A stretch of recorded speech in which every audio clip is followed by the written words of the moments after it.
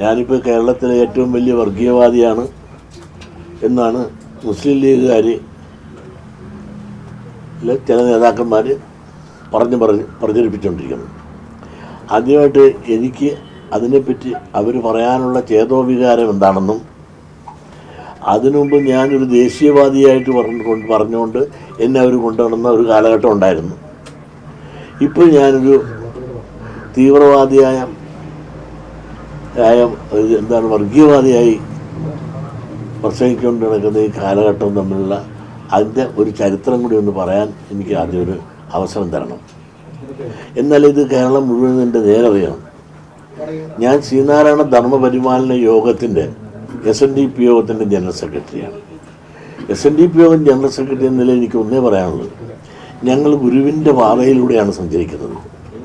ജാതിഭേദം മതദ്വേഷം ഏതുമില്ലാതെ സർവരും സോദരത്തേന വാഴുന്ന മാതൃകാ സ്ഥാനമാണ് എന്ന അചിന്ത അത് കേരളമെന്നല്ല, ഇന്ത്യ എന്നല്ല, ലോകമെമ്പാടും എല്ലാവരും സോദര ചിന്തയുടെ ജാതിയുടെയും മതത്തിൻ്റെയും പേരിലോ അല്ല നിറത്തിൻ്റെ പേരിലോ ഒരു വിദ്വേഷമില്ലാതെ സോദര ചിന്തയോടുകൂടി കഴിയണമെന്നുള്ള വിചാരത്തോടുകൂടി പ്രതിജ്ഞാബദ്ധമായി പ്രവർത്തിക്കുന്ന ഒരു സംഘടനയുടെ നേതാവാണ് ഞാൻ.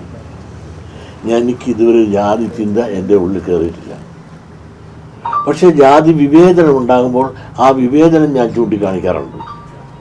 ജാതി വ്യവസ്ഥ ഇവിടെ നിലനിൽക്കുമ്പോൾ ഞങ്ങൾക്ക് അർഹപ്പെട്ടത് കിട്ടണമെന്ന് പറഞ്ഞാൽ അത് ജാതിയല്ല.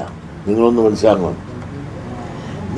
ഞങ്ങളുടെ എല്ലാം ശ്രീനാരായണ പ്രസ്ഥാനത്തിൻ്റെ പ്രവർത്തനത്തിൻ്റെ ശക്തി കൊണ്ടാണ് ഈ മതേതര ചിന്തയിലൂടെ ഈ കേരളം ഇപ്പോഴും പോകുന്നത്. ഇവിടെ ഒരു വർഗീയ കലാപമില്ല, മതവിദ്വേഷമില്ല. ഇതെല്ലാം കൊണ്ടു നടക്കാനും പോകാനും പറയാനും പ്രചരിപ്പിക്കാൻ പതിനായിരക്കണക്കിന് ലക്ഷക്കണക്കിന് സമ്മേളനങ്ങളിലൂടെ നടത്തുന്നുണ്ട്. ഞങ്ങളുടെ സന്യാസിമാർ നടത്തുന്നുണ്ട്. അതേ ഈ മറ്റു പറയുന്ന ആളുകൾ എന്ത് നടത്തുന്നുണ്ട്? മതവിദ്വേഷം ഇല്ലാതാക്കാനും മതസൗഹാർദ്ദം നിലനിർത്താനും വേണ്ടി എന്നെ വിമർശിക്കുന്ന വലിയ മിതവാദികൾ അല്ലെങ്കിൽ അവരെല്ലാം സഹോദരൻ എന്ന് പറയുന്ന ആളുകൾ അവരെന്ത് ചെയ്യുന്നുണ്ട്? ഞങ്ങൾ ചെയ്യുന്ന കർമ്മങ്ങൾ നിങ്ങൾ കാണുന്നുണ്ട്. ഞങ്ങൾ ഒരിക്കലും ശ്രീനാരായണ പ്രസ്ഥാനം ഒരു മതത്തിനും എതിരല്ല, ഒരു മതത്തിൻ്റെ വിശ്വാസത്തെ എതിർക്കുന്നവരല്ല. ഞങ്ങളുടെ വിശ്വാസം ഇല്ല എന്നുണ്ടെങ്കിൽ ഈ രാജ്യമില്ലെന്ന് ഞങ്ങളാരും പറയാറില്ല. ഞങ്ങളുടെ വിശ്വാസം എല്ലാവരും അടിച്ചേൽപ്പിക്കാൻ ഞങ്ങളാരും ശ്രമിക്കാറില്ല. ഓരോരുത്തരും അവരവരുടെ വിശ്വാസത്തിൽ പോകുന്നു.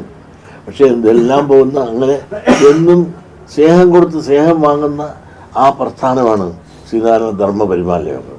ഞങ്ങളാരും ഒരു ജാതിക്കും എതിരല്ല. ആ പ്രസ്ഥാനത്തിൽ പ്രവർത്തിക്കുന്ന എന്നെ ഒരു ജാതിയുടെ പ്രത്യേകിച്ചും ഒരു മുസ്ലിം വിരോധിയായിട്ട് കണ്ടുകൊണ്ട് എന്നെ വേട്ടയാടാൻ കൊണ്ടിരിക്കുന്നു ലീഗുകാർ. വേറെ മുസ്ലിങ്ങളിൽ പെട്ട് വരാനുമില്ല, ലീഗുകാർ. മുസ്ലിങ്ങളിൽ എത്രയോ നല്ല ആളുകളാക്കുന്നു. നിങ്ങളൊന്ന് മനസ്സിലാക്കുന്നത്, SNDP യോഗത്തിന് കണക്കാഡിറ്റ് ചെയ്യുന്ന ആരാണ്? മുസ്ലിമാണ്. ഞങ്ങളുടെ കേസ് മുഴുവൻ നടത്തിക്കൊണ്ടിരിക്കുന്ന ആരാണ്? മുസ്ലിമാണ്.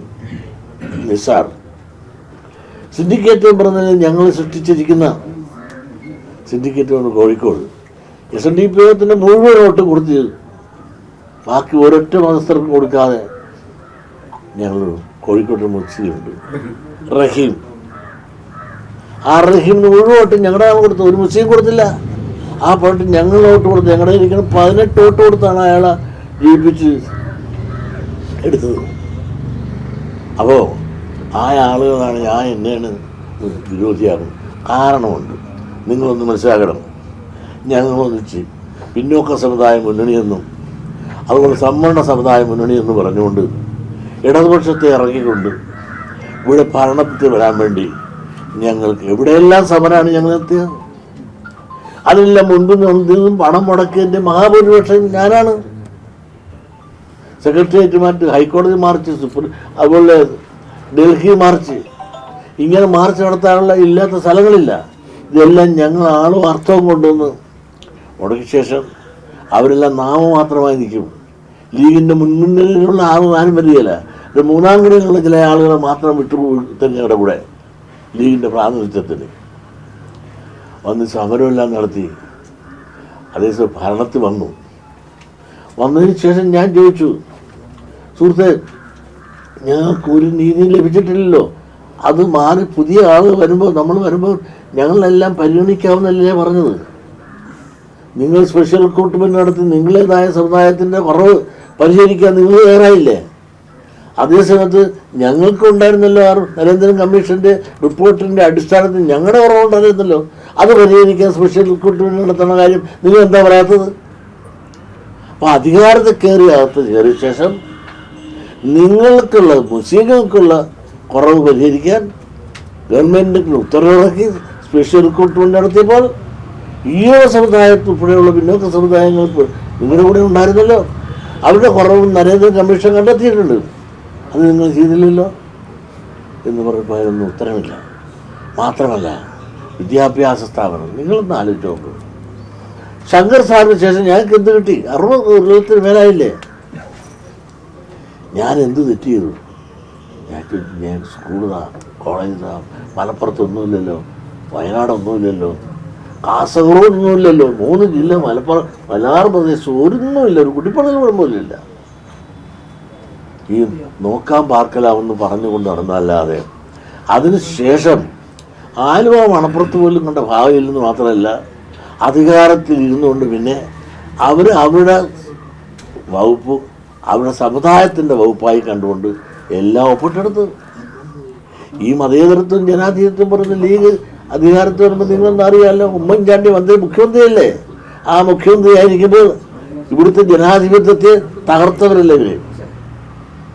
മലപ്പുറത്ത് പ്രഖ്യാപിച്ചില്ല അവരുടെ മന്ത്രിമാരും വകുപ്പും. ഈ കോൺഗ്രസ്സുകാർക്ക് വല്ലതും ചെയ്യാനെത്തോ? ഏറാമൂന്ന് മാത്രമല്ല ചെയ്തത്. അപ്പം ജനാധിപത്യത്തെ ഹൈജാക്ക് ചെയ്തവരല്ലേ, ജനാധിപത്യത്തെ കശാപ്പ് ചെയ്തവരാണ് ലീഗുകാർ. അവിടെ ദാർഢ്യവും അഹങ്കാരവും മണിപ്പവറും മസിപ്പവറും മാൻ പവറും ഉണ്ട് എന്നുള്ള തോന്നലോടുകൂടി ആരോട് എന്ത് ചെയ്യാനുള്ള അഹങ്കാരം. അതല്ലെങ്കിൽ ഒരു മുഖ്യമന്ത്രിയായി തിരഞ്ഞെടുത്ത് ഉമ്മൻചാണ്ടി ഇരിക്കെ മുഖ്യമന്ത്രിയോട് ആലോചിക്കാതെ അവിടെ മന്ത്രിമാരെ പ്രഖ്യാപിക്കുകയും വകുപ്പ് പ്രഖ്യാപിക്കുകയും ചെയ്ത 5-ാം മന്ത്രിയും കൂടെ എടുത്ത കേരളത്തിൽ ഇന്ത്യയിൽ അങ്ങനെ ഒരു ചരിത്രമുണ്ടോ ജനാധിപത്യത്തിൽ? ആ ചെയ്ത ആളുകളാണ്. ഇവിടെ മതേതരത്വം പറയും, അവരെല്ലാം നീതി ന്യായം വിട്ടൊന്നും ചെയ്യുന്നില്ല എന്ന് പറയുന്നത്. അവരുടെ കാര്യം വരുമ്പോൾ അവരിൽ ആരാണ്? ലീഗ് തന്നെ സമ്പന്നർക്കല്ലേ മാർഗമുള്ളൂ. നിങ്ങളെടുത്ത് നോക്ക്, ആ ലീഗിന് ആർക്ക് മലപ്പുറത്ത് എത്ര കോളേജുണ്ട്?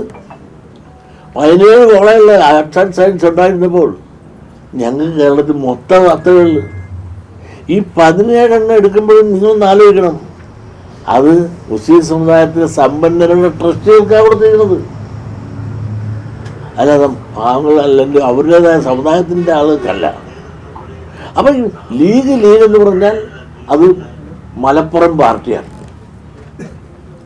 ആ മലപ്പുറം പാർട്ടി മലപ്പുറത്തേക്ക് എല്ലാം ഊറ്റിയെടുക്കുക, അവരുടെ സമ്പന്നരെ സഹായിക്കുകയും ചെയ്യുക ഒരു ശൈലി. ഇപ്പം തന്നെ തെരഞ്ഞെടുപ്പ് അവരെല്ലാം ജയിച്ചു മലപ്പുറത്ത്. അപ്പോൾ മനസ്സിലായില്ലേ, ഈ മലപ്പുറം പാർട്ടിയാണ് ലീഗ് എന്നുള്ളത് വളരെ വ്യക്തമല്ലേ?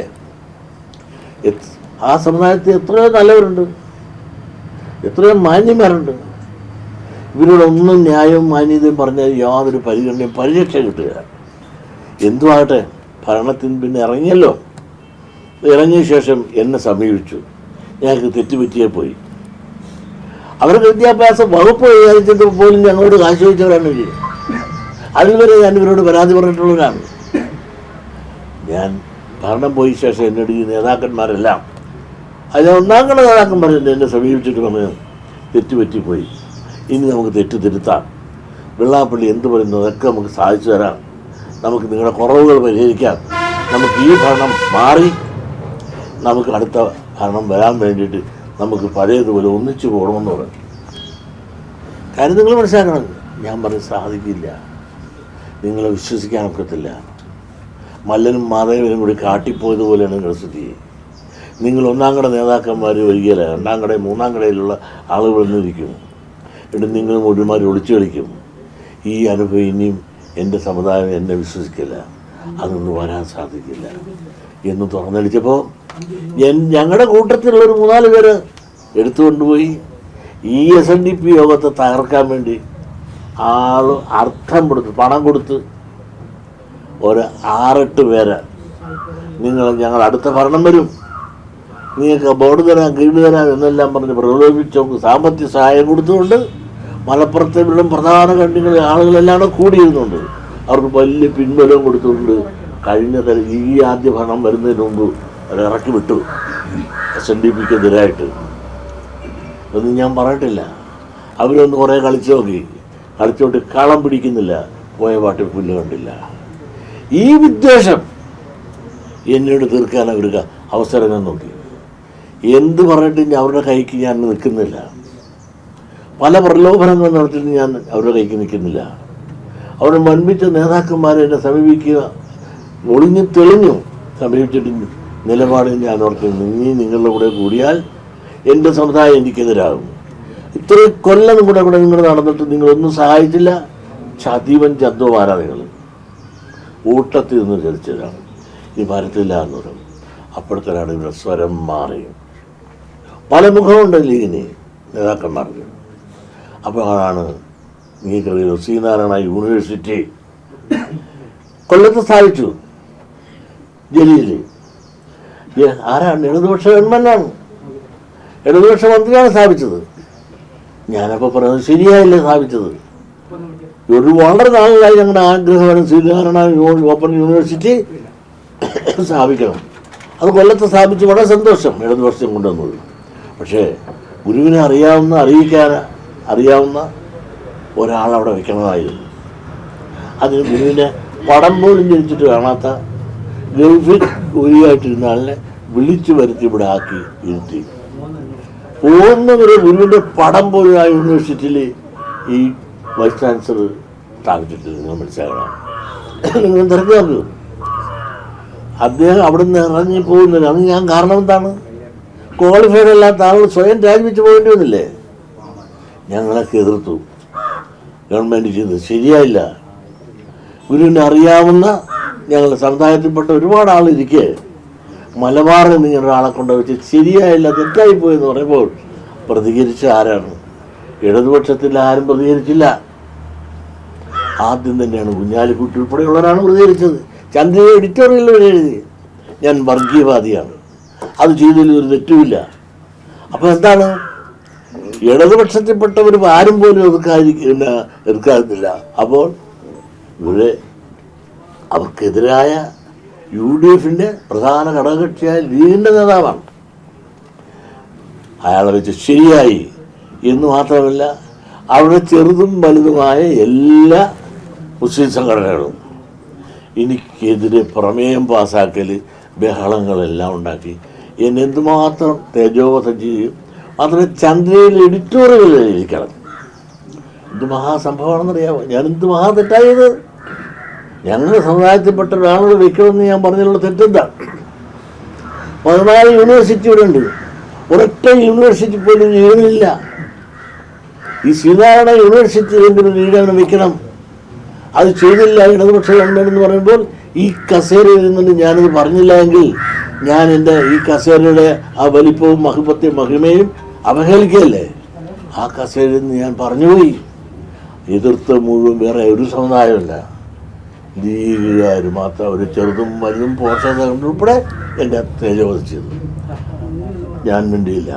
അടുത്തത് ഇവിടെ MP-മാരെ നോമിനേറ്റ് ചെയ്തു. MP-മാരെ നോമിനേറ്റ് ചെയ്ത് ഓരോ രാഷ്ട്രീയ കക്ഷികളാണ്. പല കാലഘട്ടങ്ങളിലായിട്ട് ഇവിടെ 9 MP-മാരെ നോമിനേറ്റ് ചെയ്തിട്ടുണ്ട്, ഇടതും വലുതുമായിട്ട്.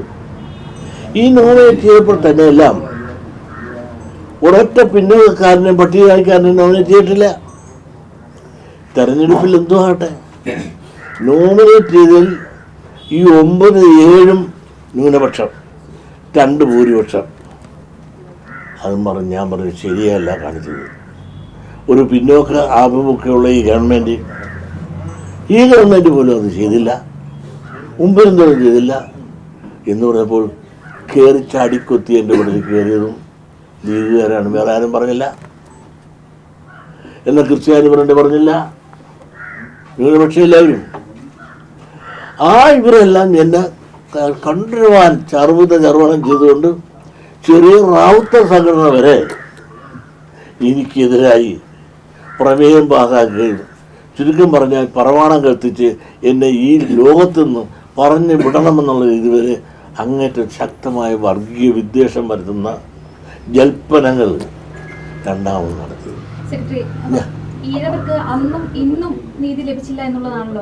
ഞാൻ പറഞ്ഞു തരട്ടെ ഈ തോക്കക്കേറി വീഡിയോക്കല്ലേ ഞാൻ ആദ്യം പറഞ്ഞു. ഞാൻ പറഞ്ഞു തരുന്നവരെ എനിക്ക് അവസരം തരണമെന്ന് ഞാൻ പറഞ്ഞു. അത് കഴിഞ്ഞിട്ട് നിങ്ങൾക്ക് ചോദിക്കാം, അതിനെല്ലാത്തിനും ഞാൻ ഉത്തരം പറയാം. അടുത്ത മൂന്നാമത്, ഇതിനെല്ലാം എതിർക്കുന്നത് ലീഗിൻ്റെ നേതൃത്വം മാത്രമാണ്. കാരണം അവർ വിളിച്ചപ്പോൾ മാടി വിളിച്ചപ്പോൾ ഞാൻ ചെന്നില്ല എന്നുള്ളത് വിദ്വേഷം മനസ്സിൽ പ്രതികാരമാണ്. മൂന്നാമത്, മലപ്പുറത്തൊരു സമ്മേളനത്തിൽ ഞാൻ ചെന്നത് 3 കൊല്ലം കൂടെ മുമ്പ് ചെല്ലുന്നതാണ്. അവിടെ ചെല്ലുമ്പോൾ ഞാൻ സംസാരത്തെ പറഞ്ഞ് ഇവിടെ നമുക്ക് മലപ്പുറത്ത് ഒരു സ്ഥാപനമില്ല, ഒന്നും നിലനിന്നിട്ടില്ല, വിദ്യാഭ്യാസപരമായും വളരെ തകർച്ചയിലാണ്, ലീഗ് ഒരു പരിഗണന നൽകിയിട്ടില്ല, ഉള്ളതെല്ലാം അവരെടുക്കുക എന്നുള്ള വാക്കുകൾ കൊടുത്തിട്ട് എന്ന് പറഞ്ഞപ്പോൾ ഉടനെ അതിന് ശക്തമായ പ്രതിഷേധം നടത്തിയെന്ന് മാത്രമല്ല, പന്തം കൊളുത്തി പടരണം, എന്നെ കോലം വരെ കത്തിച്ചു കളഞ്ഞു. ഞാൻ എന്താ പറയാൻ ചെയ്തു മിസ്റ്റർ? എന്നിട്ട് അവർ ട്വിസ്റ്റ് ചെയ്തു. ഞാൻ മുസ്ലിം സമുദായത്തെ ആക്ഷേപിച്ചത്. ഞാനെന്ത് മുസ്ലിം സമുദായത്തെ ആക്ഷേപിച്ച്? മുസ്ലിം സമുദായം എത്രയോ നല്ല സമുദായത്തിൽപ്പെട്ട എത്രയോ നല്ലവർ. ലീഗിനെയാണ് ഞാൻ പറഞ്ഞത്. ലീഗ് ഭരണത്തിൽ ഇരുന്നപ്പോൾ ഞങ്ങൾക്ക് എന്ത് വരാത്തത്? മലപ്പുറത്ത് ഒരു കുടിപ്പള്ളി കൊണ്ടുവന്നിട്ടുണ്ടോ? വയനാട് ഞങ്ങൾക്ക് വെറും തന്നോ? കാസർഗോഡ് തന്നോ? 3 ജില്ല അവിടെ കിടക്കല്ലേ മലബാർ പ്രദേശത്ത്. എന്താ ഞാൻ ചോദിക്കുമ്പോൾ ഇവർ ഒരു ജില്ല മാത്രം എന്തുമാത്രം ഉണ്ടാകും? എണ്ണം നിങ്ങൾക്ക് പറഞ്ഞാൽ ഞെട്ടിപ്പോകും. ഞങ്ങൾക്ക് വെറും നാമം മാത്രമേ സ്കൂളുകളുള്ളൂ. അവർക്ക് ആയിരക്കണക്കിന് സ്കൂൾ എങ്ങനെ കിട്ടി? അവർക്ക് കോളേജിൽ എത്രയുണ്ടായി? സ്റ്റേറ്റ് വിട്ടക്കൊണ്ട് ആ ജില്ലയിൽ തന്നെ മൊത്തം ഞങ്ങളെക്കാൾ കൂടുതലുണ്ട്. എങ്ങനെ ഉണ്ടായി? അധികാരത്തിൽ നിന്ന് ഇതെല്ലാം വാങ്ങി എടുത്തു കൂട്ടിയപ്പോൾ ഈ ഞങ്ങൾക്ക് കൂടെ ഇറ്റുപറ്റി താഴത്ത് വീഴുന്നെങ്കിലും തരണമെന്നുള്ളൊരു അപേക്ഷ പറഞ്ഞപ്പോൾ ഞാൻ മതവിദ്വേഷമാണ് വരുത്തിയത്. ഒരു മതവിദ്വേഷം വരുത്തിയെന്ന് ട്വിസ്റ്റ് ചെയ്തുകൊണ്ട് എന്നെ ഒരു തീവ്രവാദി മുസ്ലിം വിരോധിയായി. നിങ്ങളൊന്ന് ആലോചിച്ചു. ഇവരെല്ലാം ഇവിടെ നിന്ന് പ്രസംഗിക്കുന്നതും വിദേശത്ത് പോയി നിന്ന് പ്രസംഗിക്കുന്നതിൻ്റെ പ്രസംഗങ്ങൾ പറയുമ്പോൾ കണ്ടല്ലോ. ഒരു അബ്ദുൽ ഗഫൂറുണ്ട്, അത് വലിയ പുണ്യവാളനായിട്ട് ഏറ്റവും വലിയ മഹാനായിട്ട് ഇങ്ങനെ പറഞ്ഞ അയാളെ കൊണ്ട് ഞാൻ നടന്നതാണ് ഈ രാജ്യത്ത് മുഴുവൻ. MBSൻ്റെ ആളെന്ന് പറഞ്ഞു.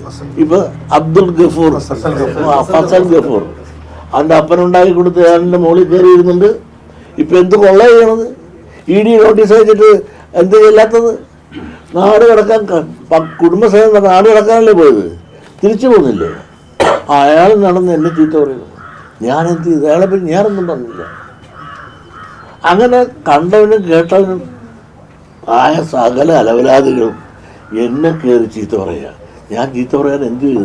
കാരണം ഈ മുസ്ലിം ലീഗിനെ പറ്റി ഏക്കാനിന് പറഞ്ഞിട്ടില്ലേ? ആ ഏക്കാനിനെ തൊലയ്ക്കാനില്ല ഒന്ന് ചെയ്യുന്നുണ്ട്. ഏക്കാനിന് ഭരണത്തിൽ നിന്ന് ഇറക്കിയത് ആരാണ്? VS അച്യുതാനന്ദൻ പറഞ്ഞ ഈ മുസ്ലിം ലീഗിനെ പറ്റി പറഞ്ഞിട്ടില്ലേ? ഇതെല്ലാം പഴയ കഥകളിൽ നിന്ന് ആലോചിച്ച് നോക്കുന്നു. ഇവരുടെ ദാഷ്ട്യവും അഹങ്കാരവും. ഇതൊരു മലപ്പുറം പാർട്ടിയാണ്. ഈ മലപ്പുറം പാർട്ടിയുടെ പണമുണ്ട്, പ്രതാപമുണ്ട് എന്ന് വിചാരിച്ചുകൊണ്ട് എല്ലാവരെയും തൻ്റെ പടക്കീഴിലാക്കിക്കൊണ്ട് ഭയപ്പെടുത്തി നിർത്തുന്നതിന് അടവ് നയം. ഇപ്പോൾ തന്നെ ചാനലുകളല്ലേ, ചില ചാനലിലെല്ലാം ഇങ്ങനെ അടിച്ച് തകർക്കുകയാണ്. ഞാനെന്ത് തെറ്റ് ചെയ്തു? എൻ്റെ കോലം കത്തിച്ചപ്പോൾ ഞങ്ങളുടെ ആളുകൾ കയറി അവിടെ മതേതര കോലം ഞങ്ങൾ കത്തിച്ച്.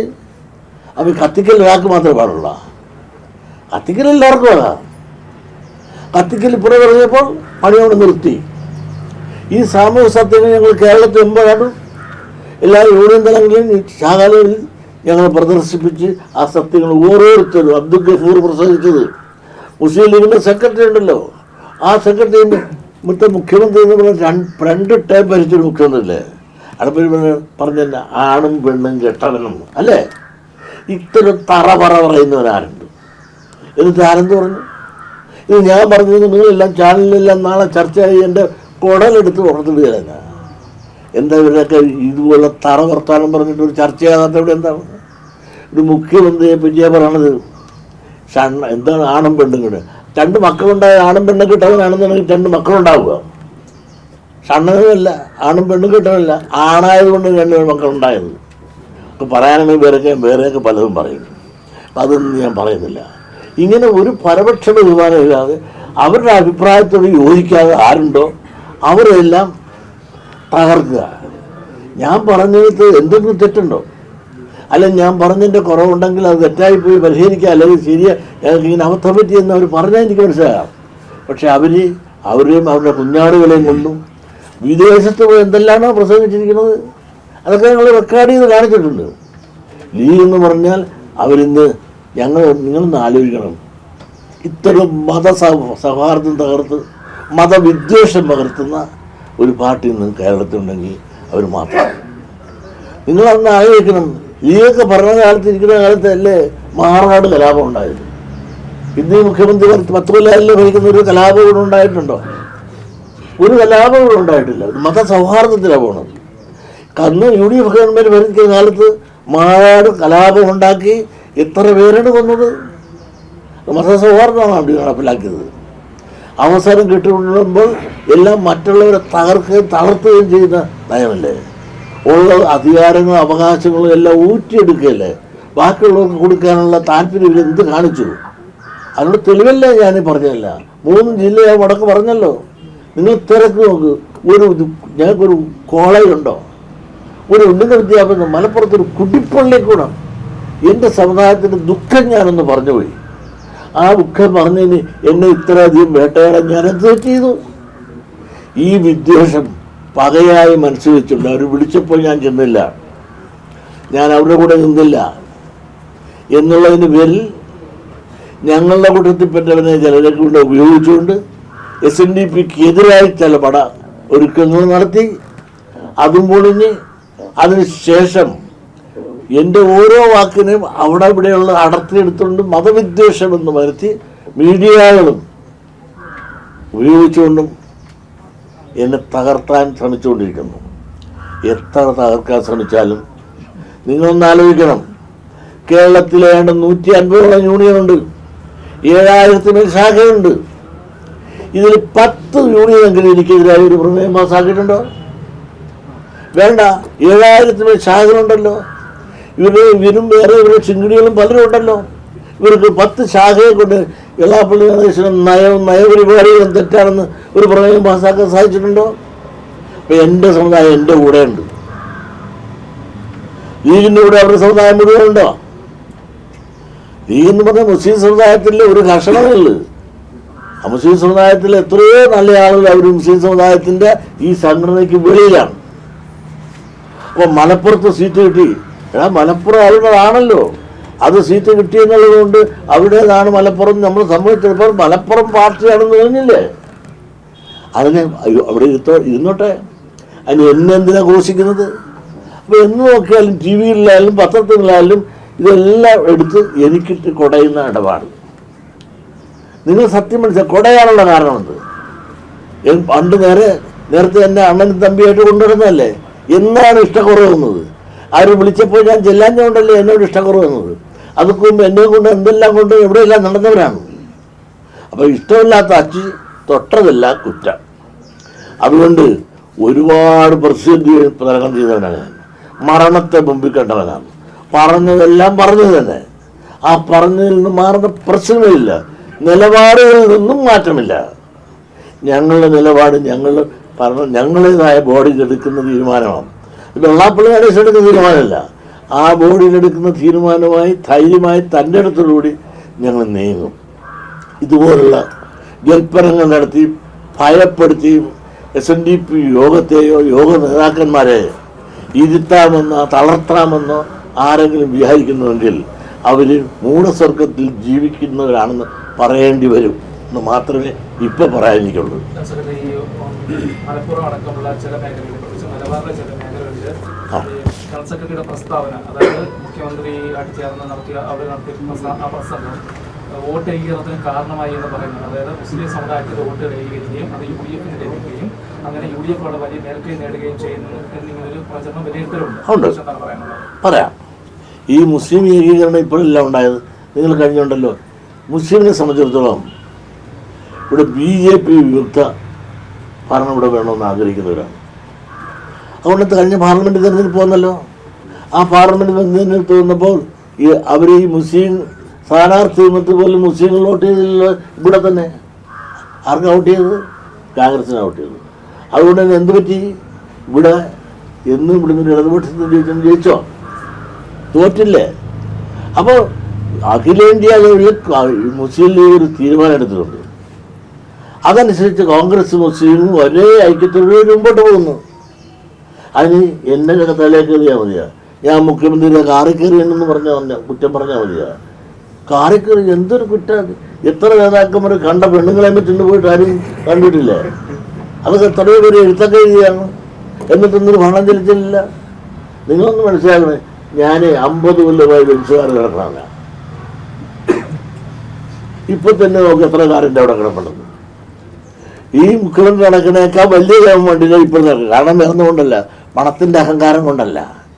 ഞാൻ അതുപോലെ ഓടി വർക്ക് ചെയ്യുമ്പോൾ അങ്ങനെ ഓടാൻ പറ്റുന്ന നല്ലൊരു വണ്ടി വേണമെന്നുള്ളത് കൊണ്ട് ഞാൻ നല്ല വണ്ടി സഞ്ചരിക്കുന്നു. അതുകൊണ്ടാണ് ഇത്തരം സഞ്ചരിച്ചിട്ടും ഞാൻ സഞ്ചരിച്ചനുസരിച്ച് ഒരു വണ്ടി തന്നെ 7 ലക്ഷം കിലോമീറ്റർ സഞ്ചരിച്ച വണ്ടിയാണ് അവിടെ.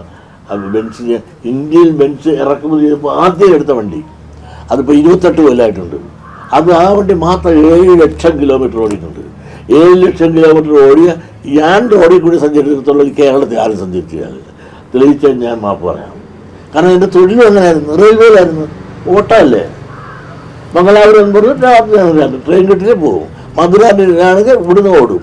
ഇങ്ങനെ എൻ്റെ തൊഴിൽ ഇങ്ങനെ ഓട്ടമായിരുന്നുകൊണ്ട് ഓടും. പിന്നെ സങ്കടം വന്നപ്പോൾ ഞാൻ നിലത്തുന്നില്ല, ഞാൻ നല്ലപോലെ ഓടി, റോഡേ സഞ്ചരിച്ച്. എനിക്ക് പ്ലെയിനിൽ പോയി പ്രവർത്തകരെ കാണാൻ നോക്കുന്ന ആളൊരു സ്ഥിതിയിലല്ല എൻ്റെ പ്രവർത്തന മണ്ഡലം. അങ്ങനെ ഞാൻ ഓടി. അപ്പോൾ ഇത്ര മഹാഭാവൻ ഞാൻ എന്നെ തീണ്ടൽ ജാതിയായി പോയാ.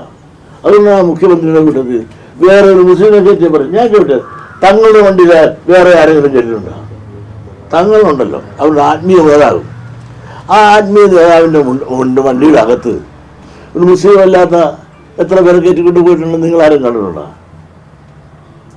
ഇതൊക്കെ ആരോപണത്തിന് വേണ്ടി ഇതുപോലെ തറ പറയരുത്. തറ പറയുമ്പോൾ അതിനേക്കാൾ വലിയ തറ പറയാൻ ഞങ്ങളുടെ ആളുകൾ നല്ലപോലെ അറിയാം. അതുപോലെ ഈ ചെറിയ കാര്യങ്ങളും അല്പകാര്യങ്ങളും ഇങ്ങനെ പറഞ്ഞ് മനുഷ്യരുടെ ഇടയിൽ ഈ മതവിദ്വേഷത്തിൻ്റെ വിത്തുകൾ കുത്തിയിറങ്ങരുത്. അത് ഏറ്റെടുത്ത് പറയാൻ കുറേ മാധ്യമങ്ങളുണ്ട്. നിങ്ങൾ എന്തൊരു കഷ്ടമാണ് പറയണത്. ഞാൻ മുഖ്യമന്ത്രിയുടെ വീട്ടിൽ കയറി എന്തെങ്കിലും കണ്ടിട്ടുണ്ട്. ഞാൻ മുഖ്യമന്ത്രിയുടെ കാറിൽ കയറി കിടക്കുന്ന ആഫീസിൽ വരുന്നത് നിങ്ങൾക്ക് മീഡിയകളല്ല. മുഖ്യമന്ത്രി ഞാൻ അദ്ദേഹത്തിന് അവിടെ ചെന്നിട്ട് 10 കൊല്ലമായില്ല ക്ലിഫ് ഹൗസിൽ പോയിട്ടുണ്ട്. ആകെ 2 പ്രാവശ്യം. അദ്ദേഹത്തിൻ്റെ ആഫീസിൽ ഞാൻ ഇതുവരെ പോയിട്ടില്ല. എനിക്കൊരു കാര്യമില്ല മിസ്റ്റർ. എനിക്കിപ്പോൾ എല്ലാവരുമായിട്ട് ഇഷ്ടമാണ്. പിന്നെ കോൺഗ്രസ് ഗതികേടെ നിന്റെ പേരോ കോൺഗ്രസ് എന്ന് അറിയേണ്ടി വന്നതിന് എനിക്ക് വളരെ ദുഃഖമുണ്ട്. അവസാന മുഹൂർത്തത്തിൽ ഞാൻ ഏറ്റവും ഇഷ്ടപ്പെടുന്ന പഴയ KPCC പ്രസിഡൻ്റായ സുധാകരൻ കൂടെ എനിക്കിട്ട് കുത്തി. അയാൾ ഒറ്റയ്ക്ക് കൂടെ വന്നപ്പോഴേ ഞാൻ പറഞ്ഞു, എനിക്ക് പറ്റിയ പണിയല്ല ഇത്. KPCC പ്രസിഡന്റ് അവിടെ ഇരുന്നുകൊണ്ട് കിടക്കുന്ന പണിയല്ല ഇങ്ങോട്ട് വന്നാൽ. ഇവിടെ ബാക്കിയെല്ലാം കൂടെ തന്നെ തുളയ്ക്കും. അതൊക്കെ ഞാൻ നോക്കിക്കൊള്ളാം. അവതാരം എങ്ങനെ ഇരിക്കും? വഴിയാധാരമായില്ലേ? അദ്ദേഹം എനിക്കിട്ട് കുത്തി. മതസൗഹാർദ്ദത്തെ ഞാനും ഈ എല്ലാവരെയും കൊണ്ടും പറയിപ്പിച്ചു. നിങ്ങളൊന്ന് ആലോചിക്കട്ടെ, മുസ്ലിം ലീഗിൻ്റെ പവർ നിങ്ങൾ കണ്ട അവർക്ക് വേണ്ടി ഒന്ന് വീരസങ്ങൾ കൊടുക്കണം. കാരണം ഈ പറയുന്ന കോൺഗ്രസ്സുകാരനായ എല്ലാവരും കൊണ്ടും എനിക്കെതിരെ പറയിപ്പിക്കാനോട് കൊണ്ട് സാധിച്ചില്ലേ? സുധാകരൻ പറയാമെന്ന് ഞാൻ വിചാരിച്ചു. സുധാകരൻ ഒരു ഗണപടാന്ന് കരുതി അത് പറഞ്ഞു. അപ്പോൾ എന്തിനാണ് മുസ്ലിം പ്രീണനം നടത്തിയില്ലെങ്കിൽ ഇന്ത്യൻ നാഷണൽ കോൺഗ്രസ് എന്ന് പറയുന്നത് ഒരു വലിയൊരു പ്രസ്ഥാനമാണ്. ഇന്ത്യക്ക് സ്വാതന്ത്ര്യം എടുത്തതാണ്. വളരെ പാരമ്പര്യമുള്ളതാണ്. ഒരു മഹത്തായ സംഘടനയാണ്, രാഷ്ട്രീയ സംഘടനയാണ്. ആ രാഷ്ട്രീയ സംഘടനയ്ക്ക് കേരളത്തിൽ വന്ന ഗതികേട് കാണുമ്പോൾ വളരെ വിഷമാണ്. ചാടിക്കളിക്കുന്ന കുഞ്ഞിരാമ എന്ന് പറയുമ്പോൾ ചാടിക്കളിക്കുന്ന കുഞ്ഞിരാമന്മാരായിട്ട് ഇവിടുത്തെ കോൺഗ്രസ്സുകാർക്ക് മാറി. അല്ലെങ്കിൽ ഇവർ ആവിധം എന്നെ ചീത്ത പറഞ്ഞിട്ടില്ല, ഞങ്ങളാവിധം പറഞ്ഞുകൊണ്ടിരിക്കുക. വന്ന് ഈഴവരകത്ത് പലരും ഉണ്ടാ. ഒരു അടൂർ പ്രകാശമുണ്ട്. അതിങ്ങനെ അങ്ങുമില്ല ഇങ്ങുമില്ലാത്ത ഒരു പരുവത്തിനിങ്ങനെ പോവുകയാണ്. പിന്നെ ഒരു ബാബുവുണ്ട്. ആ ബാബുവാണ് ചത്തതിനൊത്തുമേ ജീവിച്ചിരിക്കലും എന്നുള്ള നിലയിൽ ആരോഗ്യം പോയി നിൽക്കില്ല. ഇതാണ് ഇന്ത്യൻ നാഷണൽ കോൺഗ്രസ്, ദേശീയ പാർട്ടിയാണ്. ആ ഒന്നത്തുള്ള ആധിപത്യം ആരുടേതാണ്? അവരെല്ലാം തന്നെ എന്തിന് നിങ്ങളൊന്ന് ആലോചിച്ചു, നിങ്ങൾ തന്നെ കാണിക്കണം. കാണുമ്പോൾ എന്നെക്കൂട്ടുള്ളവർക്ക് ജനാധിപത്യം ഇവിടെ നശിച്ചു പോയല്ലോ എന്ന് വിചാരിക്കും. കോൺഗ്രസിൻ്റെ ഒരാളെ ചേർക്കണമെന്നുണ്ടെങ്കിൽ മലപ്പുറത്ത് ചെന്നാലേ ഒക്കുള്ളൂ. നമ്മൾ വേറെ ചിലത് കേട്ടിട്ടുണ്ട്, ചിലരെല്ലാം മലപ്പുറത്ത് ചെന്നാലേ പറ്റുള്ളൂ. പക്ഷെ ഇതിനും അവിടെ ചെല്ലണം എന്ന് വരുമ്പോൾ ഭയങ്കര വിഷമമാണ്. ചെന്ന് അവരുടെ അഭിപ്രായം കേട്ട് അവർ പറഞ്ഞിട്ട് അതനുസരിച്ച് പറയാമെന്ന് പറയുക. എന്തൊരു ഗതിയാണ് കോൺഗ്രസ്. അന്ന് പറഞ്ഞ മലപ്പുറം അടക്കമുള്ള വിഷയങ്ങൾ, ആ പരാമർശങ്ങൾ ഇപ്പോഴും ഉറച്ചു നിൽക്കുന്നുണ്ടോ? മലപ്പുറം മറ്റൊരു സംസ്ഥാനമാണ് അല്ലെങ്കിൽ മറ്റൊരു രാജ്യമാണെന്ന് പറഞ്ഞടക്കമുള്ള ആ വാക്കുകൾ ഇപ്പോഴും പറഞ്ഞതൊന്നും ഒന്നും മാറുന്നില്ലെന്ന്. മലപ്പുറം എന്ന് പറഞ്ഞാൽ നിങ്ങളൊന്ന് ആലോചിച്ച് നോക്ക്.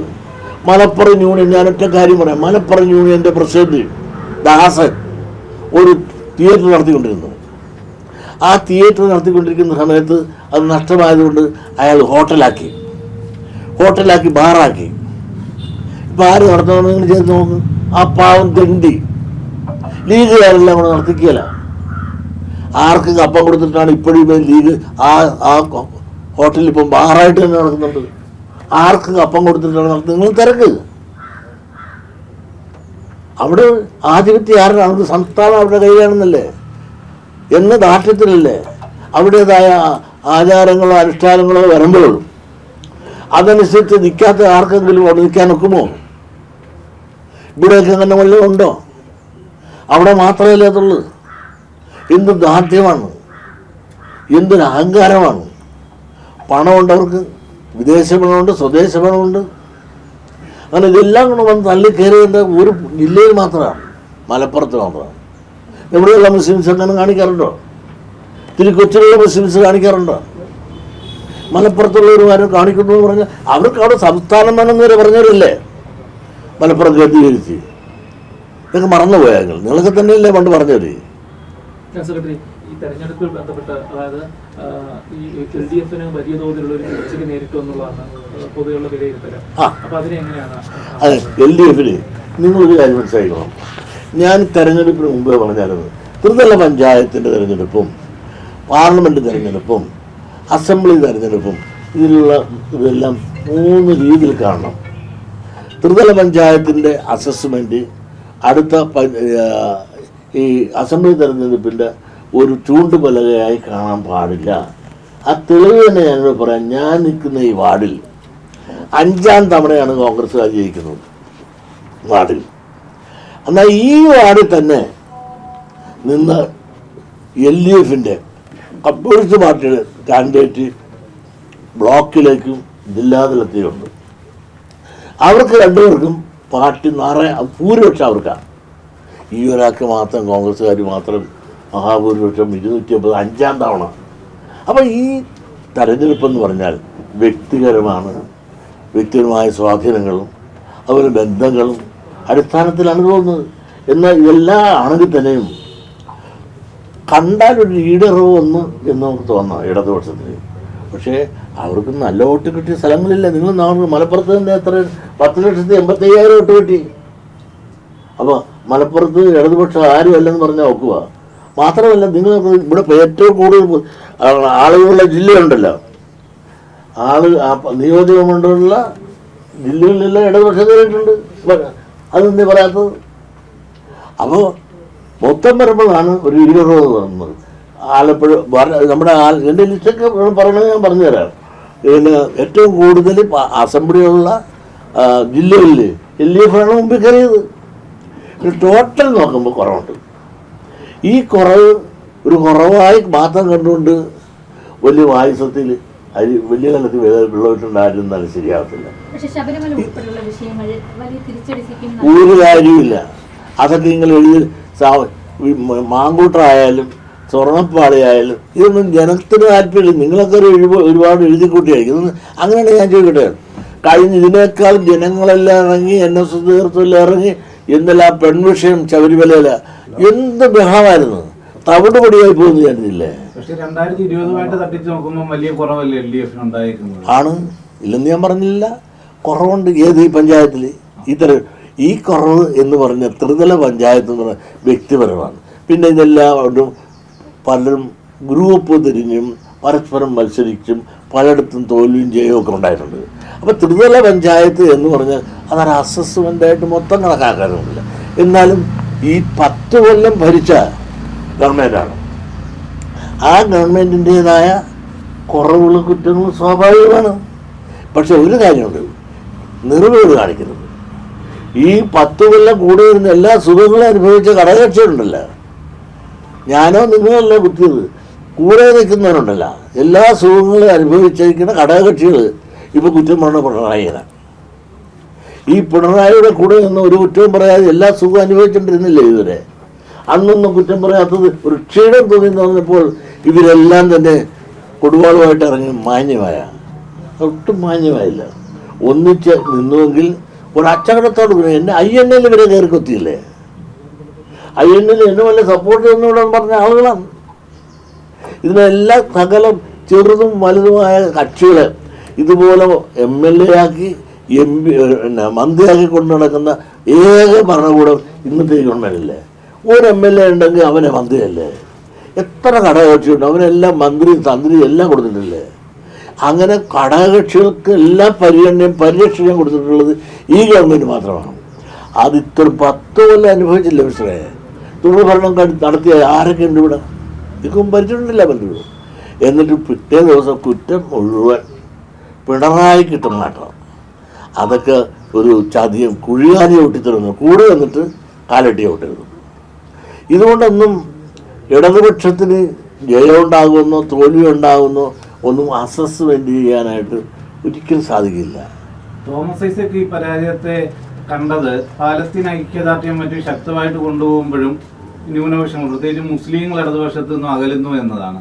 അത്തരം ഒരു പ്രീണന ശ്രമം ഇടതുപക്ഷത്തിന് അങ്ങോട്ട് പ്രയോജനം ചെയ്തില്ലെന്ന് തോന്നുന്നുണ്ടോ?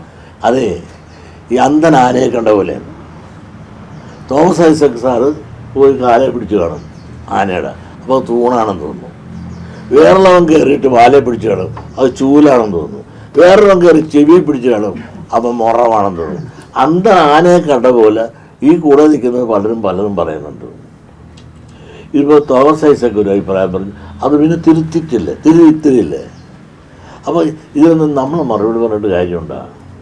ഇതൊക്കെ കമ്മ്യൂണിസ്റ്റ് പാർട്ടിയെ സംബന്ധിച്ചിടത്തോളം ഇവരെല്ലാം കൂട്ടായി നിന്ന് കമ്മ്യൂണിസ്റ്റ് പാർട്ടി എന്നല്ല, ഇവിടുത്തെ LDFലെ ഘടകകക്ഷികളായാലും കൂടെയുള്ള കക്ഷികളായാലും അഭിപ്രായം പറയുമ്പോൾ അവർ കൂട്ടായി ആലോചിച്ച് ഒരു അഭിപ്രായം പറയണം. പല അഭിപ്രായം പറഞ്ഞത് ശരിയായില്ല, മാന്യമായില്ല. ഗുണാനുഭവിച്ചപ്പോൾ ഇവരെല്ലാം വലിയ കേവന്മാരായിട്ടും നടന്നില്ലേ? ഇപ്പം ദോഷം വന്നു എന്ന് കണ്ടപ്പോൾ എല്ലാം പിണറായിയുടെ തലയിട്ട് വെക്കാൻ പോകണമെന്നാണ്. ശരിയാണോ? ഇവരെല്ലാം കൂട്ടായിരുന്നു പാസ്സാക്കിയതല്ലേ? പാസ്സാക്കിയ ശേഷം പിന്നെ പല അഡ്ജസ്റ്റ്മെൻറ്റും ചെയ്യേണ്ടി വരും. ഇപ്പം തന്നെ വൈസ് ചാൻസലർ, നിങ്ങൾ ആലോചിക്കണം, ഞങ്ങളെ കൊണ്ട് വിദ്യാഭ്യാസ സ്ഥാപനം നടത്തുന്നവരുടെ ദുഃഖം നിങ്ങൾ മനസ്സിലാക്കുന്നുണ്ടോ? യൂണിവേഴ്സിറ്റിയിൽ ഈ അടിപിടി കൊണ്ട് ഒരു കോഴ്സ് നടത്താക്കാൻ ഒക്കില്ല, ഈ പുതിയ വിദ്യാഭ്യാസ നയം നടപ്പാക്കാൻ ഒക്കില്ല, കേന്ദ്രം കൊണ്ടുവരുന്ന പല UCC ഗ്രാൻഡ് ഞങ്ങൾക്ക് കിട്ടുന്നില്ല. കോടിക്കണക്കിന് രൂപ വാങ്ങാനൊക്കെ അതോഗത്തിൽ ഈ കേരള യൂണിവേഴ്സിറ്റി എല്ലാ യൂണിവേഴ്സിറ്റിയുടെ അടിപിടി വരുമ്പോൾ അവസാനം ഒരു മധ്യസ്ഥയിൽ തീരാതെ മാർഗമില്ല എന്ന് വരുമ്പോൾ ആ മാർഗത്തെ പൊതുനന്മയ്ക്ക് വേണ്ടിയിട്ട് അത് സ്വീകരിച്ചുവെങ്കിൽ അതിന് നമ്മൾ നന്ദി പറയല്ലേ വേണ്ടത്, അതിലും കുറ്റം പറയുക. നിങ്ങൾ ആ ഫീൽഡിലുള്ളവർക്ക് അറിയാൻ പാടില്ല, ആ ഫീൽഡിൽ കിടക്കുന്ന ഞങ്ങളുടെ ദുഃഖം മനസ്സിലാക്കണം. കേരള യൂണിവേഴ്സിറ്റി എന്ത് നടക്കുന്നുണ്ട്? 14ഓളം കോളേജുള്ള ആളുകൾ, ആകെ കൂടുതൽ കോളേജുള്ളതാണ്. ഈ വടംവലി അടിപിടിയും എവിടെ കൊണ്ടെത്തിക്കും? ഇതിൻ്റെ ഒരു അന്ത്യം വേണ്ടേ? അതിന് മധ്യസ്ഥം വെച്ചപ്പോൾ 2 പേരും ജയിച്ചായിരിക്കാം. ഇതെല്ലാം കൂടെ സുപ്രീം കോടതി കൊടുത്തെങ്കിൽ പിന്നെ 2 ഇല്ലാതാകും. 2 ഇല്ലാതാകുമ്പോൾ ഒന്നെങ്കിലും നിലനിർത്താനൊക്കുന്ന നിലയിലേക്ക് ഒരു തന്ത്രപരമായ ഒരു അടവ് നയം പ്രയോഗിച്ചെങ്കിൽ എന്താ തെറ്റി? ഈ ഭരണം പറഞ്ഞെന്ന് പറഞ്ഞത് എന്താണ്? അത് അടവ് നയമാണ്. BJPക്ക് കൂടുതൽ വോട്ട് കിട്ടിയെങ്കിലും കാര്യമരീതിയിലുള്ള കൂടുതൽ സീറ്റ് കിട്ടിയെങ്കിലും കാര്യമരീതിയിലുള്ള ഒരു വോട്ട് ഷെയർ കൂടിയിട്ടില്ല. അപ്പം പ്രത്യേകിച്ച് തിരുവനന്തപുരം ജില്ലയിൽ കുറെ ഭരണം പിടിച്ചെങ്കിൽ പോലും ഈ വോട്ട് ഷെയർ കൂടുതൽ എന്തായിരിക്കും അതിന് കാരണം? അതെ, തിരുവനന്തപുരം ജില്ലയിൽ വോട്ട് ഷെയർ കൂട്ടിയെന്ന് നേരെ തന്നെ. അത് വേറെ കാര്യമാണ്. തിരുവനന്തപുരം ജില്ലയിൽ അവിടുത്തെ ചെയർപേഴ്സൺ ഉണ്ടല്ലോ, ഒരു ലേഡി ആര്യ, മേയർ കല്യാണം കഴിച്ചിട്ടില്ല, ചെറുതാണ്, വിദ്യാഭ്യാസം എന്നും പറഞ്ഞ് എല്ലാവരും കൂടെ പൊക്കിയല്ല. പുള്ളിക്കാരി വളരെ പൊങ്ങുകയും ചെയ്തു. ഈ പൊങ്ങച്ചത്തിൻ്റെ ദോഷം അവിടെ ഉണ്ടായിരുന്നു. ആളുകളുടെ പെരുമാറ്റം മോശം. ഒരു വണ്ടി വന്നപ്പോൾ ആ ഡ്രൈവറെ പിടിച്ച് നിർത്തിക്കൊണ്ട് ആ കേസെടുത്തില്ലേ? അത് അധികാരത്തിൻ്റെ ദാർഢ്യമല്ലേ? അധികാരത്തിലിരിക്കുന്നവരൊന്നും വിനയമല്ലേ വേണ്ടത്? ആ വിനയം കാണിക്കാതെ ആ പ്രായത്തിൻ്റെ ചെറുപ്പത്തിൻ്റെ ഒരു ദാർഢ്യവും അഹങ്കാരവും അത് വളരെ ചർച്ചാ വിഷയമാകുകയും അതിന്നും ലൈവായിട്ട് നിൽക്കുകയും ആ കോർപ്പറേഷൻ തിരഞ്ഞെടുപ്പിൽ അതൊരു കാരണം തന്നെയായിരുന്നു. ആ കൊച്ചി കുറേ കൂടെ പൊതുപ്രവർത്തനത്തിൽ വളയാനെന്ന് നെളിയരുത്, വളയണം. ആ പൊതുപ്രവർത്തനത്തിൻ്റെ പൊതുശൈലി ഉണ്ടായിട്ടില്ല. പ്രത്യേകിച്ച് ഇടതുപക്ഷത്തെ സംബന്ധിച്ചിടത്തോളം പ്രത്യേകിച്ചൊന്നും പറയാനുള്ളത്, ഭരണം എന്തെല്ലാം നല്ല നേട്ടങ്ങൾ ചെയ്തു വന്നു, നല്ല കാര്യങ്ങൾ ചെയ്തു വന്നു. എത്രയോ കോടി രൂപയാണ് അവിടുന്ന് ഇവിടുന്ന് കടമെടുത്താണെങ്കിലും ഈ രാജ്യത്തേക്ക് ഇൻവെസ്റ്റ് ചെയ്തിട്ട് പോലും അത് വേണ്ടത്ര താഴെ തലങ്ങളിലത് അറിയിക്കാൻ ഇതിൻ്റെ ആളുകൾക്ക് സാധിച്ചിട്ടില്ല. പിന്നെ അതിനെല്ലാം ഉപരി ഈ കുറേ മസിൽ പിടുത്തം ഉണ്ട്. പണ്ടത്തെ കാലമല്ല. ആളുകളോട് മാന്യമായിട്ടും സ്നേഹമായിട്ടും സ്വന്തം മക്കളോട് പോലും വിനയമായിട്ടൊക്കെ പെരുമാറിയാൽ മക്കൾ പോലും അല്ലെങ്കിൽ പോടാ അച്ചാന്ന് പറഞ്ഞ് പോണ കാലമാണ്.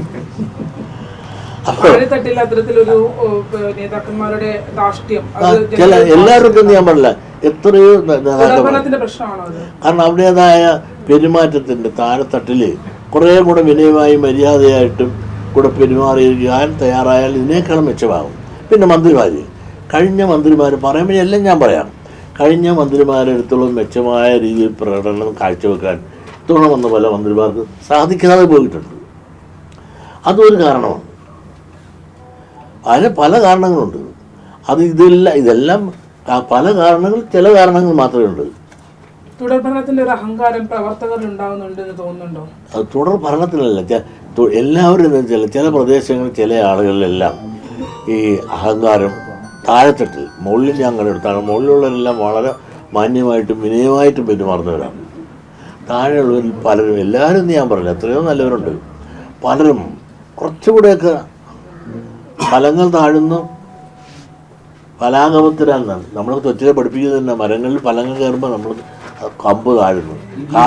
ജി സുധാകരനെ പോലുള്ള പ്രഗത്ഭരായ മന്ത്രിമാരെ ഒഴിവാക്കി നിർത്തിയിരിക്കുന്ന ഒരു തരത്തിൽ മണ്ഡലത്തിലല്ലേ അതൊക്കെ? അവർ ജി സുധാകരൻ മിടുക്കനും പ്രഗത്ഭരുമായിരുന്നു. അദ്ദേഹത്തിനെ ഒഴിവാക്കാതിരിക്കുന്നത് നല്ലത് തന്നെ. പക്ഷേ ഒരു നിയമപരമായ ഒരു പാർട്ടി തീരുമാനം എടുത്തപ്പോൾ അദ്ദേഹത്തിന് ഐസക്കിനെ മാറ്റി നിർത്തേണ്ടി വന്നു. ഞാൻ ചോദിച്ചത്, ഐസക് സാർ തന്നെ കൂടെ ഇരുന്നല്ലേ തീരുമാനിച്ചത്? അത് ഐസക് സാർ എന്തിന് സെക്രട്ടേറിയറ്റ് അത് സമ്മതിച്ചു? അപ്പോൾ എന്നോട് അതിന് ഉത്തരം പറഞ്ഞില്ല. ജി സുധാകരൻ ഏറ്റവും മിടുക്കനാണ്.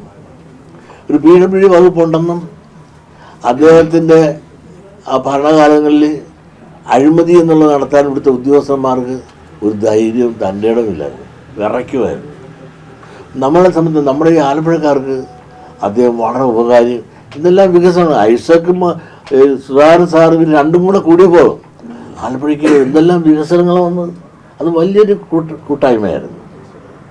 മറ്റുള്ള പ്രദേശങ്ങളിൽ എത്ര കൊല്ലങ്ങളായ കാര്യങ്ങൾ നേടിക്കൊണ്ടു പോകുന്നു.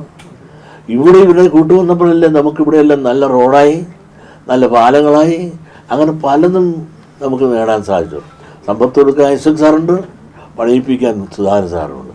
അങ്ങനെ നല്ലൊരു കാലഘട്ടമായിരുന്നു ആ ടീമിൻ്റെ കാലഘട്ടം ആലപ്പുഴയെ സംബന്ധിച്ചിടത്തോളം. സെക്രട്ടറി തെരഞ്ഞെടുപ്പിൽ BDJS-ന് വലിയ തിരിച്ചടി നേരിടേണ്ടി വന്നു. അതിന് BJP-യുടെ നിസ്സഹകരണമാണ് കാരണമെന്നുള്ളതാണ് BDJS-ലെ പല നേതാക്കളും പറയുന്നത്. അവരെ നേരിട്ട് കണ്ട് പരാതികൾ അറിയിച്ചു എന്നോട് പറഞ്ഞിട്ടില്ല. പിന്നെ ഒരു കാര്യമുണ്ട്, ഈഴം നിന്നാൽ സവർണർ വോട്ട് ചെയ്യുന്നില്ല. BDJS-കാരായി നിന്ന് ആളുകൾ എവിടെ നിന്നോ അവിടെ സവർണർ വോട്ട് ചെയ്യുന്നില്ല. അതെന്താണെന്ന് അവർ പഠിച്ചോളണം. 10 കൊല്ലം കൂടെ നടന്നു. BDJS എന്ത് കൊടുത്തു? ഈ നടന്ന കാല് കഴിഞ്ഞതല്ലാതെ അവർക്ക് എന്നാ കിട്ടി? നിങ്ങളൊന്ന് ആലോചിച്ച് നോക്കണം. ഇടതുപക്ഷത്തിൻ്റെ കൂടെ നടക്കുന്നവർക്ക് എല്ലാവർക്കും സ്ഥാനവും MLA MP കോർപ്പറേഷനൊക്കെ കൊടുക്കുമ്പോൾ ഈ BJP-യുടെ കുറേ 10 കൊല്ലം നടന്ന BDJS എന്ത് കിട്ടിയെന്ന് അവരാലോചിക്കട്ടെ. അതൊക്കെ അവർ ചിന്തിച്ചോളാം. ഞാൻ BDJS-കാരല്ല, ഞാൻ കാരണം രണ്ട് അഭിപ്രായമുണ്ട്. ഇടതുപക്ഷത്തേക്ക് പോകണമെന്ന് അഭിപ്രായമുള്ളൊരു വിഭാഗങ്ങളുണ്ട്, ഉണ്ട്. അതല്ലേ നിൽക്കണമെങ്കിൽ തന്നെ നിൽക്കണമെന്നുള്ള അഭിപ്രായമുണ്ട്. അതൊക്കെ അവർ കുറച്ച് ആലോചിക്കട്ടെ. അതൊക്കെ അല്ലെന്ന് ഞാൻ കൂടുതലായിട്ട് ഇടപെടത്തില്ല. കാരണം SNDP ലോകത്തിനകത്ത് BDJS തൊട്ട് നക്സൽ വരെയുണ്ട്. ഇതിനെല്ലാം ഞാൻ കൊണ്ടുപോകുന്നുണ്ട്. അതുകൊണ്ട് രാഷ്ട്രീയ അഭിപ്രായത്തിൽ ഇതുപോലുള്ള കാര്യത്തിൽ അവരവരുടെ തീരുമാനം അവരുടെ ഇഷ്ടം അനുസരിച്ച് ചെയ്യട്ടെ. അതൊന്നും SNDP യോഗം ഇടപെടുകയില്ല. സെക്രട്ടറി, മലപ്പുറത്ത് വർഗീയ പശ്ചാത്തലം ഇല്ല, അല്ലെങ്കിൽ മലപ്പുറത്ത് അങ്ങ് പറഞ്ഞ പോലെയുള്ള കാര്യങ്ങളില്ല എന്ന് നേരത്തെ ശിവൻകുട്ടി ഇപ്പോൾ ഒരു പ്രസ് മീറ്റിൽ പറഞ്ഞിട്ടുണ്ട്. അപ്പോൾ എങ്ങനെ ഇല്ലാന്ന് വർഗീയ പശ്ചാത്തലം ഇല്ല, അല്ലെങ്കിൽ മുസ്ലിങ്ങളുടെ ആധിപത്യം അവിടെ ഇല്ല എന്നുള്ളൊരു എന്നിട്ടാണ് അവർ മുഴുവൻ ചോദിച്ചത്. എങ്ങനെയാണ് മുസ്ലിം ആധിപത്യം ഇല്ലെങ്കിൽ ലീഗ് ഞാൻ ചോദിക്കട്ടെ, ഒരു നായർ നിർത്താൻ പാടില്ലേ, ഒരു പട്ടികജാതിക്കാരെ നിർത്താൻ പാടില്ലേ, അല്ല ഒരു പുലയനെ നിർത്താൻ പാടില്ലേ? പിന്നോക്ക് ആഭിമുഖ്യം പറഞ്ഞുകൊണ്ടല്ല. ഇപ്പം മുസ്ലിം ലീഗ് തന്നെ എല്ലാവരും ജയിച്ചു 33 വരെ, ഏതാണ്ട് അവിടെ മുഴുവൻ അവരാ ജയിച്ചെന്ന് പറഞ്ഞു. അല്ല, ഒരു മതേതര വിശ്വാസികളാണെങ്കിൽ എന്തുകൊണ്ട് മറ്റൊരു ജാതിക്കാരെ നിർത്തുന്നില്ല? മുസ്ലിം ലീഗ് എന്ന് പറഞ്ഞാൽ യഥാർത്ഥ വർഗീയ പാർട്ടിയാണ്. പേര് കേട്ടാൽ തന്നെ നിങ്ങൾക്ക് അറിയാൻ പാടില്ല. അവിടെ പ്രസിഡന്റ് സ്റ്റാഫിൽ മുസ്ലിം അല്ല വേറെ ആരെങ്കിലും ഉണ്ടാകും. ഇസ്രായേൽ ഒരു രാമനെ നിർത്തും, അത് റിസർവേഷൻ. ആ രാമൻ എന്നും തോറ്റിരിക്കും മതേതരം കാണിക്കാൻ. മുസ്ലിം ലീഗിനകത്ത് മുസ്ലിമിനെ അല്ലാതെ ആരുടെ പേഴ്സണൽ സ്റ്റാഫാകട്ടെ, അവിടെ മന്ത്രിമാരാകട്ടെ, MLA മാരാകട്ടെ, വേറെ ആരെ നിർത്തിയിട്ടുണ്ട്? ഒന്നില്ല കേരള കോൺഗ്രസ് ഒന്ന് കുറുപ്പേട്ടനെങ്കിലും നിർത്തുന്നുണ്ട്. ഒരു അയൽവാസിയാണെങ്കിൽ മറ്റൊരു ഭാഗത്ത് നിന്നുണ്ടെങ്കിൽ അവിടെ ആളില്ലായിട്ടാണ്. ഹിന്ദുക്കൾ 5 നിയോജകമണ്ഡലത്തിൽ ഹിന്ദുക്കൾക്ക് ഭൂരിപക്ഷം എളുപ്പാ. അവിടെ നിന്ന് ഇടതുപക്ഷത്തിൻ്റെ മാർക്സിസ്റ്റ് കമ്മ്യൂണിസ്റ്റ് പാർട്ടിയുടെ ഈഴൻ പെരുന്തൽമണ്ണെന്ന് ജയിച്ചിട്ടുള്ളതല്ലേ. അപ്പം മലപ്പുറം എന്ന് പറഞ്ഞാൽ മുഴുവൻ അവരുടേതാണെന്ന് പറയാൻ ഒക്കത്തില്ല. പിന്നെ എന്താണെന്ന് വെച്ചാൽ ഹിന്ദുക്കൾ ഛിന്ന ഭിന്നമാണ്, മുസ്ലിം ഒന്നാണ്. അവരൊന്നായി നന്നായി, ഹിന്ദുക്കൾ തമ്മിൽ തല്ലി തലകീറി കിടക്കുന്നു. ആ ഗുണമാണ് പ്രയോജനപ്പെടുത്തുന്നത്. അത് ഇവിടുത്തെ ഹിന്ദുക്കൾ ഒന്നാകട്ടെ, ഇവിടെ തണ്ടെല്ലാം തീരും. മലപ്പുറത്തിന് മാത്രം ഒരു പ്രശ്നമായിട്ടാണോ അഡ്രസ് ചെയ്യണത്? അതോ അല്ല, മലപ്പുറത്തിൻ്റെ ശക്തിയല്ല ബാക്കി ഭാഗങ്ങളിലേക്ക് കാണിക്കുന്നത്. മലപ്പുറത്തിൻ്റെ അവരുടെ ശൈലി മാറണം. ഒരു മതേതരത്വം നാഴികക്ക് 4 വട്ടം മതേതരത്വം പറഞ്ഞാൽ പോരാ. മതേതരത്വം അവർ കാണിച്ചു തരണം. ഞങ്ങൾ കാണിക്കുന്ന മതേതരത്വമാണെന്ന് അവർ കാണിക്കാൻ അവർക്ക് സാധിക്കില്ല. മിസ്റ്ററെ, ഞാൻ ചോദിച്ചതിന് ഉത്തരം പറ. ഒരു MLA ഉണ്ടാ അവർക്ക്? ഈ മതേതരത്വം പറയുന്നവർക്ക് ഒരു ഹിന്ദുക്കളിൽ ആരെങ്കിലും ഒരാളെ നിർത്തിയിട്ടുണ്ടോ? ക്രിസ്ത്യാനിയിൽ ഒരാളെ നിർത്തിയിട്ടുണ്ടോ?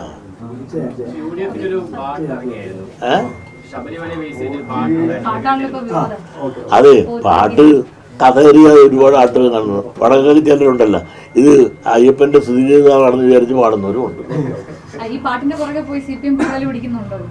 അതൊക്കെ അവരൊക്കെ കാരണം അതെല്ലാം ഇപ്പോൾ പാട്ട് കേൾക്കുമ്പോൾ സുഖം തോന്നും. അങ്ങനെ ഈ പാട്ടിൻ്റെ കൂത്തിൻ്റെയും പുറകെയൊന്നും ആരും പോയിട്ട് കാര്യമില്ല.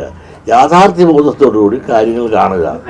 അതുകൊണ്ട് ഇപ്പോഴത്തെ ഒരു തെരഞ്ഞെടുപ്പ് ഇടതിന് ഒരു കുറവോ വളരെ വലിയ പിന്നെ തകർച്ചയോ എന്നും പറയാത്തില്ല. അത് ബാലൻസ് ചെയ്തിപ്പോൾ പോവുകയാണ്. അതുകൊണ്ട് അടുത്ത ഭരണത്തെ സംബന്ധിച്ചിടത്തോളം മത്സരം ആണ് ഇപ്പോൾ നടക്കുന്നത്. അത് ആര് വരുമെന്ന് നമുക്കിപ്പോൾ പ്രവചിക്കാൻ സാധിക്കില്ല. അതുകൊണ്ട് ഈ ഇലക്ഷന് ഇടതുപക്ഷത്തിന് ക്ഷീണം വന്നു എന്നുള്ളതുകൊണ്ട് ഇടതുപക്ഷം ഇത് മുങ്ങിപ്പോയി എന്നൊന്നും ആരും കരുതുന്നത് ശരിയല്ല. കണക്ക് വെച്ച് തന്നെ ഞാൻ പറയാം. ഇതിനു മുമ്പൊക്കെ പറഞ്ഞിരുന്നത് ഈ വീണ്ടും പിണറായി സർക്കാർ തന്നെ അധികാരത്തിൽ വരുമെന്നാണ്. ഇപ്പോൾ ആര് വരും എന്ന് പ്രവചിക്കാൻ കഴിയാത്തൊരു സാഹചര്യത്തിലേക്ക് എത്തിയിട്ടുണ്ടോ? എൻ്റെ കണക്കനുസരിച്ച് അടുത്ത പ്രാവശ്യം പിണറായി തന്നെ വരും. കണക്കനുസരിച്ച്. കാരണം ഇത്രയും മോശം പരിസ്ഥിതി വന്നിട്ട് ഇങ്ങനെയല്ലേ കിടക്കുന്നത്. വലിയ പരിക്കില്ല എന്നാണ്. വലിയ പരിക്കില്ല. അതേ സമയത്ത് ഈ അസംബ്ലി തെരഞ്ഞെടുപ്പ് വരുമ്പോഴും പാർലമെന്റ് തെരഞ്ഞെടുപ്പിനുള്ള സിസ്റ്റം മാറി. ആ സിസ്റ്റം മാറുമ്പോഴത്തെ ഓരോ കുഴി എത്ര വോട്ടിനാണ് ഓരോരുത്തരും ജയിക്കണത്? 1000, 2000, 500 വോട്ടിലൊക്കെയാണ് ഓരോ അസംബ്ലി നിയോജകമണ്ഡലം. നിങ്ങളൊന്ന് ആലോചിക്കണം, ഏറ്റവും കൂടുതൽ നിയോജകമണ്ഡലങ്ങളുള്ള ജില്ലകളിലെല്ലാം CPM മുമ്പിലാണ്. യാഥാർത്ഥ്യബോധത്തോടുകൂടി എല്ലാ കാര്യങ്ങളും പഠിക്കാൻ പറയണം. ഓരോരോ പത്രക്കാരായാലും മീഡിയയായാലും അവരുടേതായ മനസ്സിലിരിക്കുന്നതനുസരിച്ച് ഒന്നും വ്യാഖ്യാനിച്ച് പറയാണ്.